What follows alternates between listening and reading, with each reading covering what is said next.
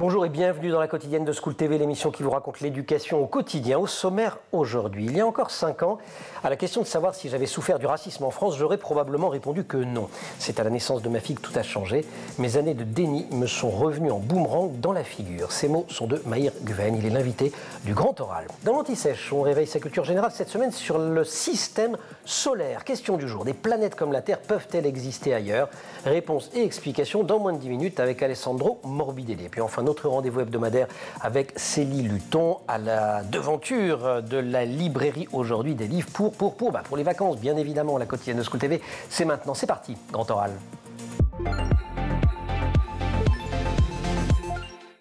Mahir Guven, bonjour. Bonjour. Vous êtes écrivain et éditeur, vous dirigez le label La Grenade aux éditions Lattès et vous êtes l'auteur de plusieurs ouvrages, dont le roman Grand Frère, paru aux éditions Philippe Ray, traduit en 14 langues, lauréat de plusieurs prix, dont le Goncourt du premier roman. Alors je citais en introduction cette phrase, il y a 5 ans, à la question de savoir si j'avais souffert du racisme en France, j'aurais probablement répondu non, c'est à la naissance de ma vie que tout a changé. Cette phrase, elle est extraite de Rien de personnel, récit paru l'an passé chez Lattès et qui vient d'être réédité en livre de poche. Alors je dis récit, mais c'est aussi un essai sur l'immigration, l'intégration, le racisme. C'est aussi un manifeste pour la mixité sociale, en tout cas je l'ai lu comme ça. Et si vous êtes d'accord, je veux bien d'ailleurs qu'on commence par là, par ces années adolescentes, où vous dites avoir échappé à la sortie de route pour plein de raisons. Est-ce qu'on peut revenir sur cette raison, parce qu'on sent que dans votre parcours, c'est un moment où ça tangue? Oui, et pour bien comprendre mes années adolescentes, j'ai perdu mon père quand j'avais 5 ans, dans des circonstances difficiles. C'est un crime, il a été assassiné. Et dès lors, il me semble que je manquais d'une béquille paternelle, ou en tout cas d'un guide paternel. Ma mère a fait beaucoup de choses, mais c'est toujours difficile d'élever des enfants. Et à ça, s'est greffé à l'adolescence peut-être le manque d'ancrage, ou en tout cas de ne pas savoir exactement qui j'étais. On venait d'avoir la nationalité française, avant ça on a été réfugiés, on avait été sans papier pendant des années, donc j'étais un peu perdu. Venant de Turquie, je ne l'ai pas précisé au début de l'émission. Et vous habitez à cette époque du côté de Nantes, à Saint-Sébastien. C'est ça. Sur Loire. Vous nous plantez le décor en quelques mots pour celles et ceux qui ne connaissent pas? Nantes, ancienne ville commerçante, puis ville ouvrière, et puis sa périphérie, Saint-Sébastien-sur-Loire, 25 000 habitants à l'époque. Ville pavillonnaire, moyenne, il y a des riches, des pauvres, les gens se mélangent. On est dans une France dirigée par la gauche catholique, la gauche un peu religieuse, un peu humaniste. On est en Bretagne, terre d'accueil quand même, en principe. Donc c'est de l'amicale. Encore que Nantes et la Bretagne, ça fait ça fait des débats, mais enfin disons par extension. On est dans l'Ouest, on va dire. Donc en fait, c'est une terre plutôt chaleureuse, plutôt accueillante.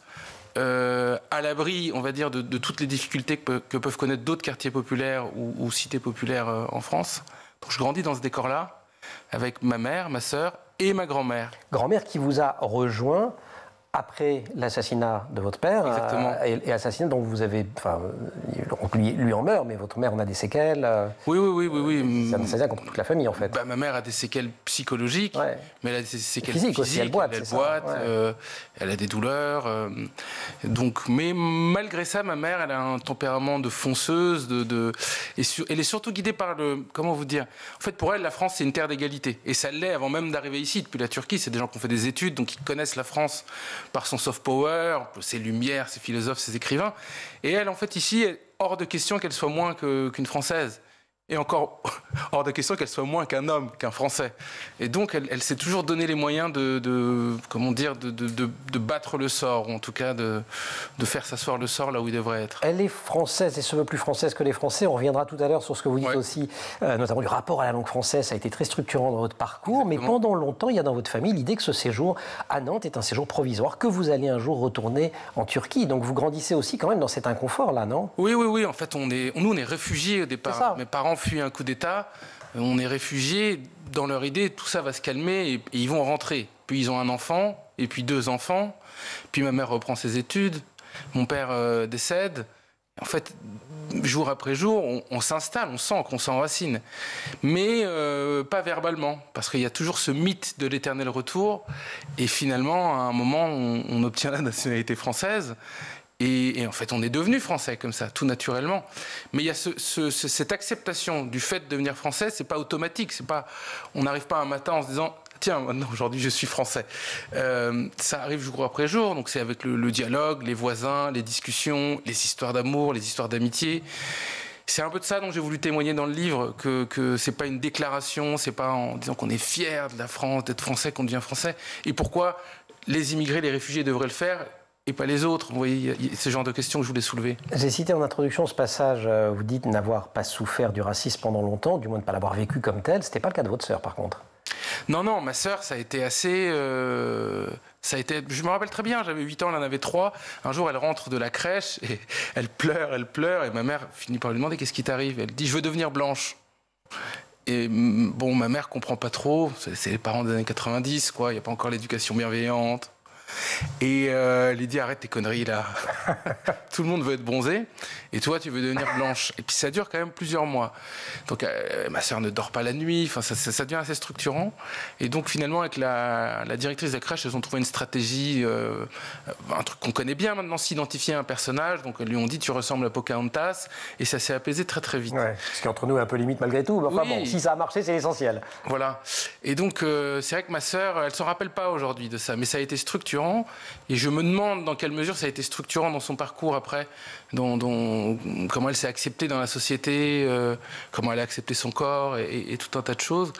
Moi, j'étais plus tranquille, parce que je ressemblais Alors, ouais, vous dites que vous étiez plus tranquille, pardon, mais c'est pour vous laisser sur ce sujet-là, qu'il n'y avait pas de racisme. Mais enfin, quand même, vous racontez, vous êtes d'origine turque, chacun sait que les Turcs sont forts comme un Turc, n'est-ce pas? C'est un stéréotype auquel vous donnez corps et auquel vous donnez même votre propre corps.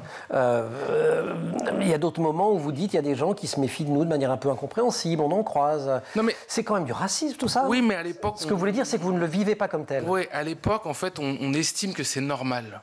Et même moi, on m'a jamais dit que c'était grave à l'époque. On m'a dit c'est comme ça, il faut faire avec. Et d'ailleurs, quand ma mère m'emmène voir le Gaune du Shahaba, le film qui raconte la vie d'Azouz Begag, il y a des scènes similaires dans le film, et le père dit la même chose. C'est comme ça, il faut faire avec. Et c'est en grandissant, finalement, c'est en s'intégrant qu'on comprend que ça ne devait pas être là. Mais il me semble aussi qu'on comprend très vite que même quand on sent qu'il y a une discrimination, si on se met à lutter contre, en fait, on est dans le mythe de Sisyphe, quoi. Ça ne va jamais s'arrêter. Et choisir de tourner la tête, c'est aussi se protéger pour avancer. Moi, c'est le choix que j'ai fait. Mais, comme vous le disiez en intro, à la naissance de ma fille... Alors justement, qu'est-ce qui change à ce moment-là dans votre rapport à la fois à vos origines, à votre parcours? Qu'est-ce qui déclenche l'envie d'écrire cet ouvrage, Rien de personnel, qui est sorti, qui vient de ressortir en livre de poche? Un truc simple, c'est déjà de comprendre qu'on s'est ancré, que maintenant on partira pas, qu'on est là. Et ça vaut pour moi, peut-être pas pour d'autres, mais ça vaut pour moi, c'est de le comprendre. Ensuite, j'ai un enfant, donc je dois le protéger, l'élever, lui apprendre des choses. Et là, je suis confronté à du discours. Donc j'entends à la radio, je me rappelle très bien, je suis en train de la bercer, et un candidat à la présidentielle dit « ce sont des voleurs, des menteurs », avec ces mots-là.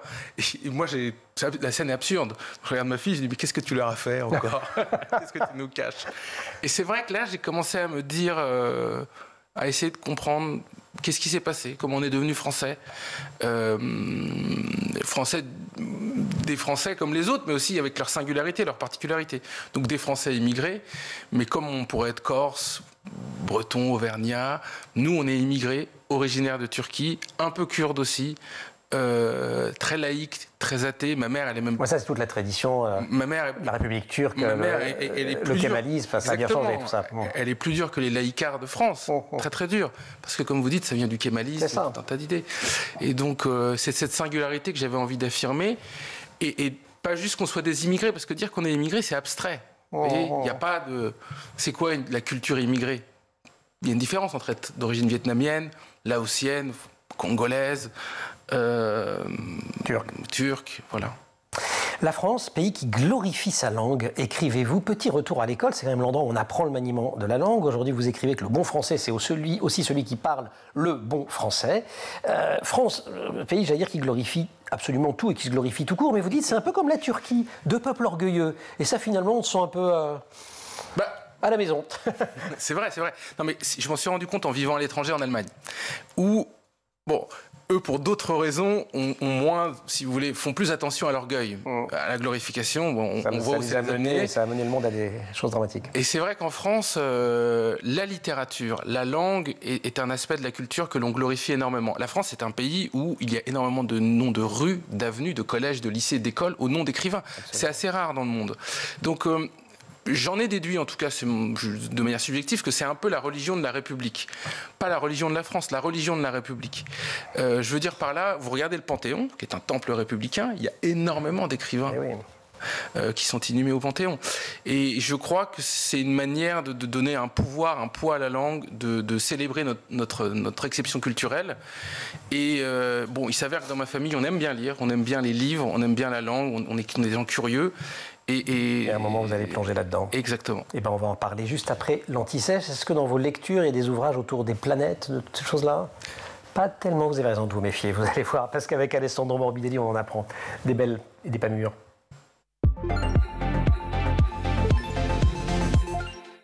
Et notre dernier rendez-vous de la semaine avec Alessandro Morbidelli pour cet Anti-Sèche spécial système solaire autour de la question: est-ce que des planètes comme la Terre peuvent exister ou pourraient exister ailleurs? Alessandro, bonjour.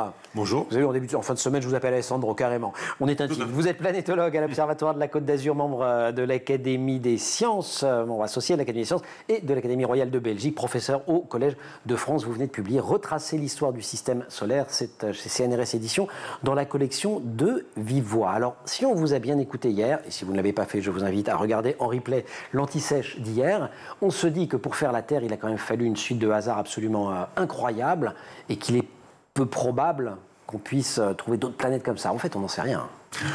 Alors, on n'en sait rien parce qu'on ne peut pas observer au jour d'aujourd'hui des planètes comme la Terre autour des autres étoiles. La Terre est à la fois trop loin de l'étoile et trop peu massive par rapport à l'étoile. Donc, avec les techniques actuelles, on ne peut pas la voir.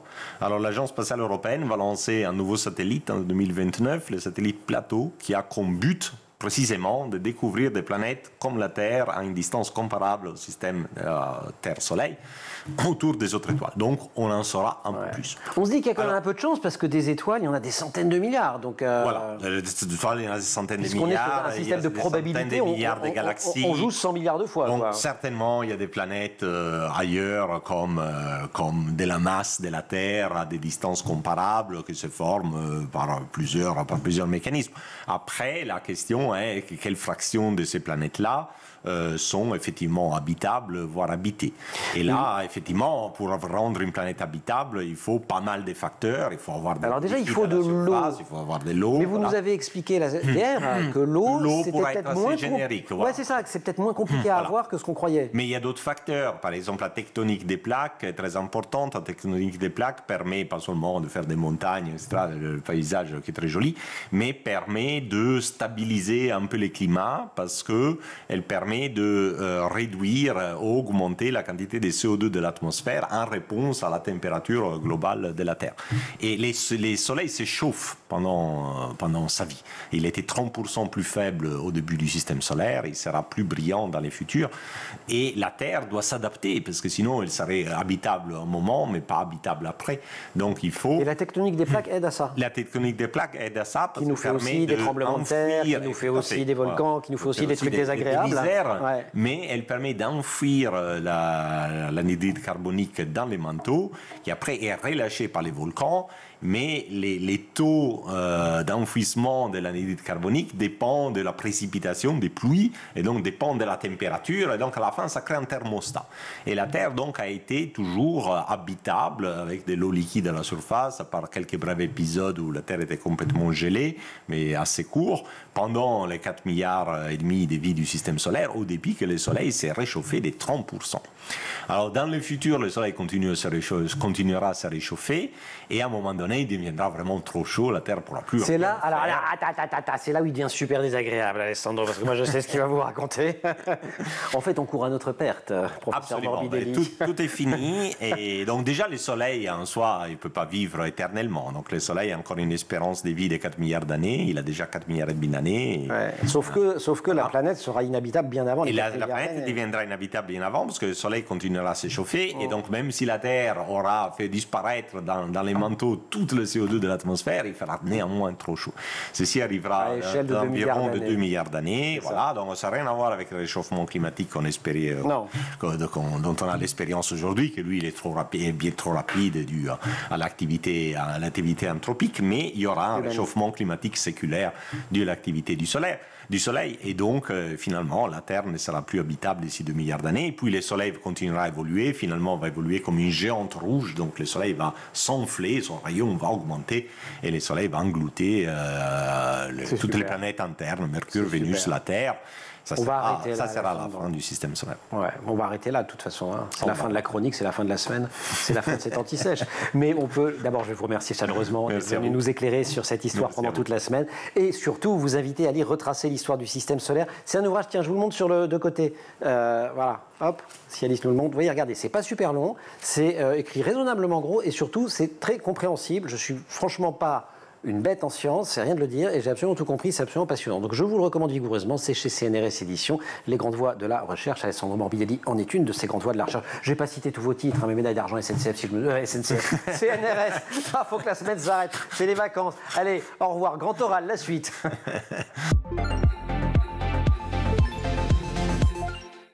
Maïr Guven, invité du Grand Oral de la Quotidienne pour la réédition en livre de poche de Rien de personnel, le livre qu'il avait publié l'année dernière chez Lattès, qui est à la fois un récit, un essai, un manifeste, importance de l'école, vous soulignez dans votre parcours.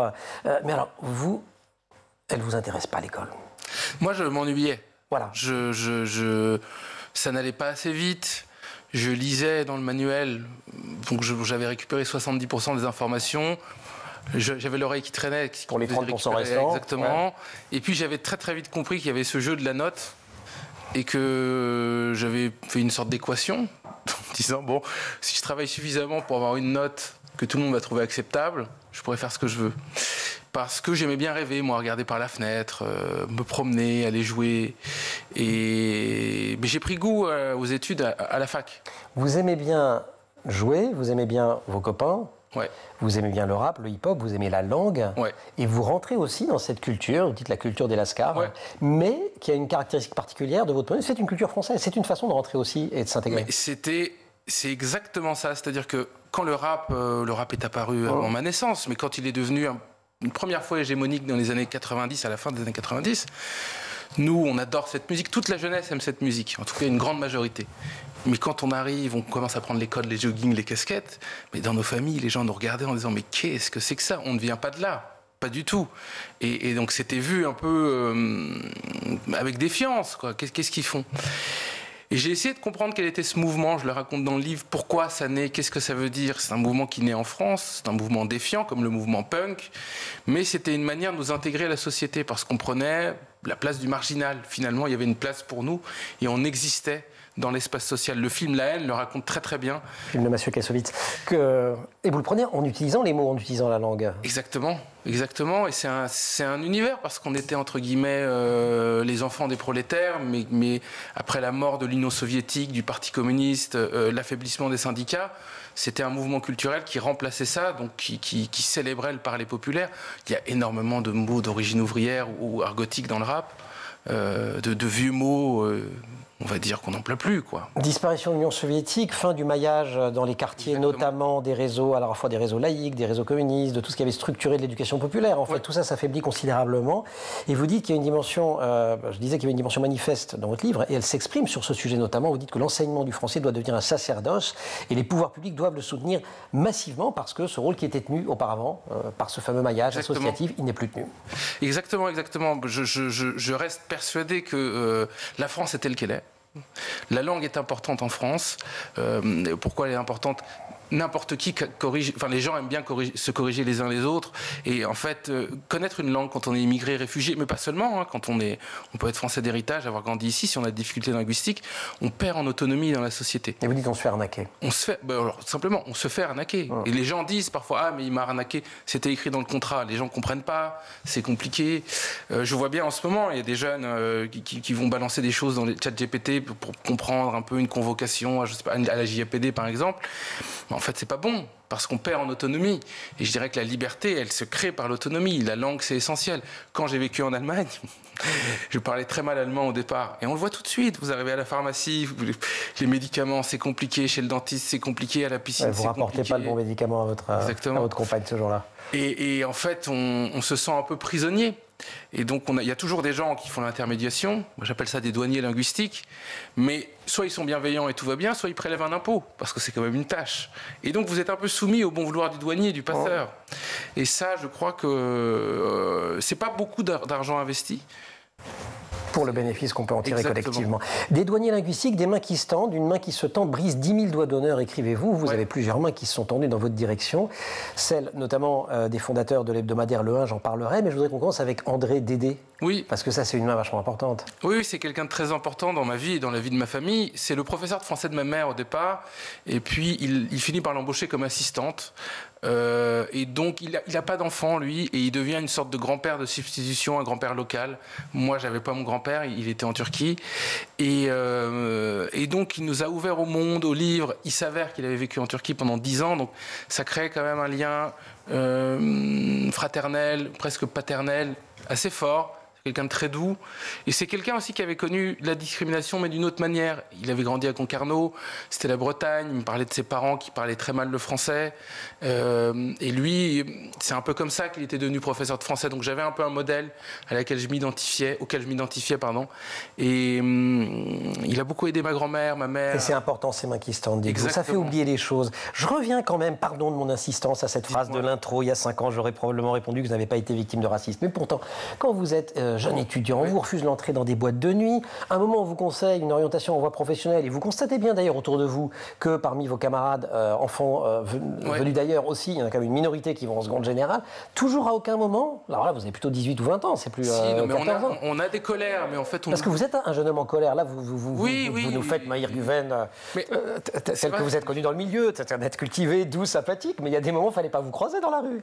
Ouais, on était en colère. Ouais. Et en fait, la colère, elle dure 2-3 jours, parce qu'après, on est tout de suite rattrapé. C'est-à-dire que si la colère dure trop longtemps, on efface son avenir.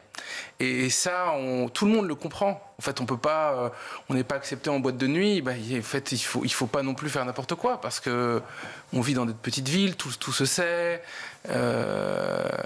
Et puis très vite, les videurs de boîte de nuit à l'époque frappaient. Donc on peut regarder des séquelles physiques. Et d'ailleurs, vous racontez une scène comme ça? Moi, je me suis fait battre. Le jour de la soirée du bac, j'ai mon bac, j'ai un copain qui ne l'a pas, je lui prête la photocopie des notes. La collante, ouais. Il rentre avec, moi j'ai le papier, je lui montre. Et puis il me dit comment ça, l'autre avait le même? Et je lui dis je lui ai prêté. Il le sort pas, moi il me frappe. En disant tu dégages, et j'étais par terre, la joue bien rouge, on est parti au commissariat. Et là vous arrivez quand même malgré tout à vous dire je vais pas détester la terre entière. On n'a pas le choix, parce qu'en fait il y a un espèce de piège qui se referme sur soi. Les études, la découverte que ça vous plaît bien, un premier métier dans la finance. Oui. Faut sécuriser le truc. Exactement. C'est des vrais parcours, pardon de le dire comme ça, mais j'ai une histoire familiale qui vient d'ailleurs aussi, c'est des vrais parcours d'immigrés, ça. À un moment donné, il faut poser les choses. Il faut poser les choses, et donc moi, on m'avait dit, il faut gagner de l'argent, il faut avoir un métier solide, stable. On m'avait parlé d'expertise comptable, de finance, d'avocat, je suis allé là-dedans. Et je dis pas que ce sont des mauvais métiers, c'était bien. C'était carré, c'était juste à côté. C'était rue Ibry d'ailleurs, on y est là. Mais je m'ennuyais terriblement. Alors vous faites du sport, parce que fort comme un Turc, et à la salle de sport, il y a un petit monsieur asiatique. Immigré, Vous croyez que c'est un ouvrier? Exactement. Parler avec lui, elle a raconté, c'est extraordinaire. C'est drôle comme histoire. Il me dit, donc je devais faire un voyage à vélo à Istanbul, et jusqu'à Istanbul, et puis j'étais déçu parce que l'ami avait annulé. Donc il dit je connais quelqu'un qui fait un tour de France à vélo. Je dis bon, oui, c'est Eric Fotorino. Qui est alors. Mais alors je sais qui c'est, mais que lui m'en parle à la salle de gym, je connecte pas. Ouais. Et puis. Donc Eric Fotorino qui à l'époque était journaliste au Monde. Exactement. Et donc j'écris à Eric. Voire directeur du journal à ce moment-là, je me souviens plus. Non, il était plus directeur. Il était plus, voilà. Il venait de quitter la direction. Il a organisé un tour de France à vélo avec des jeunes. Il est passionné de vélo, Eric. Et donc je lui ai écrit un beau mail, j'adorerais participer. Et puis il m'appelle, il me dit mais est-ce que vous en seriez capable? Je dis oui. Et je me suis entraîné, on est parti faire ce voyage à vélo. Et en fait, finalement, c'était peut-être ma découverte de la France. Je la connaissais comme beaucoup de gens. Mais là, vous la découvrez à bicyclette avec Eric Fotorino. On peut suivre ce récit. Il en a fait un bouquin, je crois que c'était paru chez Gallimard à l'époque. Il y a un documentaire spécial. Voilà, où il raconte tout ça. Et surtout, il vous embauche au moment où il crée le 1 avec Laurent Grelzamer. Grelzamer à qui vous dédiez votre ouvrage. Et là, vous avez, alors au début, je préfère les finances, mais malgré tout, vous avez un nouveau besoin de bureau. J'ai Laurent Grelzamer. Et puis Michel Rocard. Ah, j'ai Michel Rocard. Quand même. J'ai Michel Rocard qui est hébergé dans nos bureaux. Ouais. parce qu'il connaît notre actionnaire. Et comme moi, j'arrive tôt, on discute avec Michel Rocard tous les matins. Moi, je n'osais pas trop parler, j'écoutais. Quand même, ancien Premier ministre. Ouais. Mais c'est vrai que je me disais, j'ai 27 ans, 27, 28 ans. Bon, c'est quand même un coup du sort, quoi. Il y a à peine 4 ans, j'entrais dans la finance un peu par une porte dérobée. Là, je me retrouve avec Michel Rocard qui m'apprend tout un tas de trucs. Ouais. Et des mains qui se tendent là encore à ce moment-là, autour de l'écriture. Parce que ce que je n'ai pas dit, c'est que depuis le début, vous êtes quand même travaillé par ce virus. De l'écriture, vous avez écrit un premier roman, vous n'êtes pas content, mais enfin quand même. Et finalement, vous réussissez à publier un premier texte. Oui, je rencontre un éditeur par mes activités professionnelles, Philippe Ray, qui m'encourage. Et finalement, j'arrive à publier Grand Frère, qui en fait raconte mes colères adolescentes, ce dont on parlait, mais tout ce que je taisais en réalité, et c'est ce qui fait la sève d'un auteur, je crois. Je ne vais pas m'auto-commenter, mais bon, c'est toujours comme ça, on a notre masque social, et puis on a ce qui nous traverse intimement. Et cette sève-là, vous la cherchez aujourd'hui en tant que directeur de cette collection. Exactement. Vous avez créé chez Lattès qui s'appelle La Grenade. Pourquoi Mehdi est-il dealer? Pourquoi Christelle est-elle docteur en philosophie? Je pose la question, je connais la réponse, mais qui veut l'entendre? C'est quoi la réponse? La réponse, c'est un pays qui ne veut pas regarder l'avenir. Moi, je pense qu'on peut construire encore un grand pays, mais par la grandeur, par l'éducation, le savoir, la curiosité, et pas se dire que ce n'est réservé qu'à certains. Moi, je suis persuadé que j'étais pas l'un des meilleurs élèves, moi. Mais par contre, j'étais très curieux, peut-être l'un des plus curieux. Et il y a eu des professeurs à des moments clés qui ont compris ça. Et qui ont su attraper cette curiosité. Voilà. Merci de nous l'avoir fait partager. Vous restez avec nous, on va pousser les portes de la librairie d'une grande curieuse qui est Célie Luton, curieuse de toute la production littéraire pour les enfants, les ados. C'est pas vous qui nous direz qu'il ne faut pas lire des livres, au contraire, quand on est enfant et ado. Et il faut notamment lire Rien de personnel, ça vient de sortir au livre de poche. Mais Maïr Guven reste encore quelques minutes avec nous et nous sommes rejoints par Célie Luton, la librairie. Célie Luton. Maïr Guven, Célie Luton. Bonjour. Célie est libraire. La librairie des enfants, c'est à Paris dans le 17e. Et chaque semaine, elle vient donner des conseils de lecture pour les enfants et les ados, comme elle le fait merveilleusement avec les clientes et les clients de sa librairie. Conseils évidemment pour les vacances. Célie, qu'est-ce qu'on peut lire pour les vacances? Et on commence avec Radio Banane de Clémentine Mélois et Rudy Spissert. C'est à l'école des loisirs. Le meilleur album, selon moi, depuis 2021, il est beau, il est drôle, il est bien écrit, il y a du langage soutenu, du vocabulaire, de la conjugaison, des blagues à différents niveaux. Un livre, mais comme on est très sympa, on va le lire sur une semaine avec 7 chapitres, pardon, il y a 7 jours dans une semaine, pardon. Je vois 7 chapitres, une rencontre inattendue, un étonnant concours de circonstances, etc., etc. On donne une petite idée de l'intérieur, donc c'est charmant. C'est l'histoire de Aristote, un petit singe qui, en faisant sa vie de singe, va trouver un avion écrasé dans la jungle. Mais la radio fonctionne toujours. Il lance son émission, le toucan vient, il fait la météo, il fait beau, toujours beau dans Radio Banane, il y a des blagues et surtout, c'est dans un avion. Qui va capter ma radio?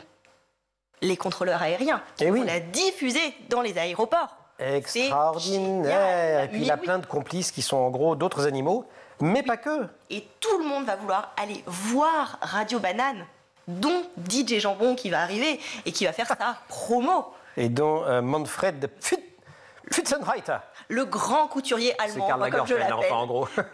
mais oui, et ça, à qui ça fait référence? Les couturiers allemands, c'est pas aux enfants que ça parle. Oui. Ah, c'est la petite blague pour les parents. Exactement. Bien sûr, c'est comme dans Astérix ou Obélix. Toujours. Il y a des blagues pour tous les âges. Il y a pas mal de textes, c'est à partir de quel âge alors? Alors, à partir de 4-5 ans, quand on le raconte, et moi, j'aime bien que les enfants en CE1, CE2 le lisent. Eh ouais, formidable. Premier conseil. Ça va faire une partie de l'été, en tout cas une semaine. Et puis, on aura le droit de le relire. La noirceur des couleurs, Martin Blasco, l'école des loisirs. Alors, ça, c'est un de mes coups de cœur. Donc, maintenant, je propose le roman poche, parce que ça, c'est mon exemplaire qui, évidemment, a été lu, relu. Nous sommes au début du XXe siècle. Nous allons fêter le siècle d'indépendance de l'Argentine. Et à Buenos Aires, il y a 25 ans, des 5 enfants ont été enlevés. Des bébés, même. Des bébés. Ils avaient à peine un an et demi. Un professeur a un projet machiavélique et un jeune journaliste va enquêter. C'est sympa. C'est à mi-chemin entre le thriller et le polar. Mais à partir de 12 ans, c'est ambitieux parce que c'est un roman jeunesse. Mais il y a une véritable, réflexion sur la science et ses dérives. Je ne spoile pas, je parlerai d'eugénisme. Matériau littéraire assez riche par ailleurs, puisqu'on retrouve des journaux. C'est pas que du récit, quoi. Il y a déjà une structure complexe. 12-13 ans. Oui. Et puis alors une grande écrivaine, pas spécialement pour la jeunesse, Zadie Smith, Swing Time, c'est Folio. C'est Folio, oui, publié chez Gallimard pour la première fois en 2018. Mais l'été, c'est toujours un petit peu les premières fois. Et pourquoi ne pas, quand on est adolescent, lire un roman adulte. L'histoire de deux petites filles dans un quartier de Londres, un quartier populaire, ça c'est très important. Il y a toujours une réflexion sur le racisme avec Zadie Smith. Et là, la narratrice nous parle de sa meilleure amie, Tracy. Elles ont toutes les deux une passion pour la danse. L'une, Tracy, elle est très charismatique, excessive, elle est promise à une grande carrière, alors que notre narratrice, elle, beaucoup plus calme, beaucoup plus sage, va rentrer dans le rang, devenir une assistante, participer à des projets philanthropiques, et un jour, elle se retrouve. Et ça, c'est plutôt les années ados. Fin lycée, mais bon, là, quand je vous en parle, ça paraît un petit peu sérieux, et pas du tout. Non, mais ça peut être des premiers bouquins d'entrée dans la littérature dite adulte, par ailleurs. Parce que Zadie Smith, c'est une écrivaine... ça se lit comme du petit lait, et pourtant, vous allez avoir le papa qui va chambrer, et à côté de ça, vous avez les phrases comme « nous discutaions ». Voilà, moi j'aime bien ce genre de vocabulaire, c'est un beau style. 3 super bouquins à glisser pour tous les âges dans les bagages cet été, et on en rajoute un 4e, en plus il prend pas trop de place, puisque c'est le format poche de Rien de personnel de Maïr Guven qui vient de sortir au livre de poche. Célie, merci beaucoup. Maïr, merci beaucoup. On va retrouver Rien de personnel en série en plus. Oui, en série documentaire sur France TV. Génial, c'est pour quand ? L'an prochain. L'an prochain. Voilà. Super. Écoutez, on espère être toujours là pour pouvoir en parler et vous réinviter à cette occasion-là. Merci beaucoup à toute l'équipe de l'émission, en tout cas, Laure Audemont au maquillage, Marine Plantec et Dylan Colère à la préparation, qui sont en régie aujourd'hui avec au son Héloïse Merlin, Romain Luc à la réalisation. C'est les vacances pour la quotidienne de School TV. On a passé une superbe année en votre compagnie. On espère que vous aussi, et on vous souhaite le plus bel été de la Terre.